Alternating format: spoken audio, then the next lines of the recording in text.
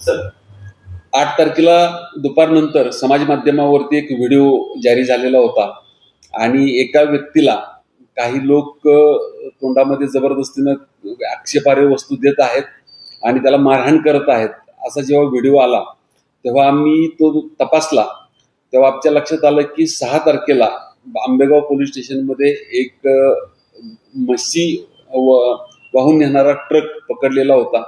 त्याच्या अनुषंगानं झालेली ही घटना आहे. त्यावेळी तिथल्या ड्रायव्हरनी सुद्धा एक NC दिलेली होती. त्या NCच्या वेळी ही घटना आंबेगाव पोलीस स्टेशनला कोणी सांगितलेली नव्हती. मात्र आम्ही त्याच्यामध्ये सखोल चौकशी करून त्याच्यामध्ये कोण कोण आरोपी आहेत हे निष्पन्न केले गेले. त्यामध्ये 4 जण आहेत असं लक्षात आलं. त्यातल्या 3 जणांच्या विरोधामध्ये सरकारच्या वतीनं आम्ही पोलिसांनी फिर्याद दिलेली आहे. त्यातले 2 हेमंत गायकवाड आणि बिपाशा नावाची एक तृतीयपंथी व्यक्ती यांना आम्ही अटक केलेली आहे.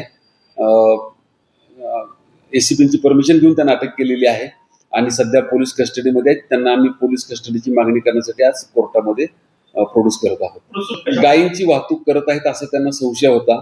मात्र गायींची वाहतूक करत नसून ते म्हशींची वाहतूक करत होते. त्यांच्याकडे सर्व परवाने होते.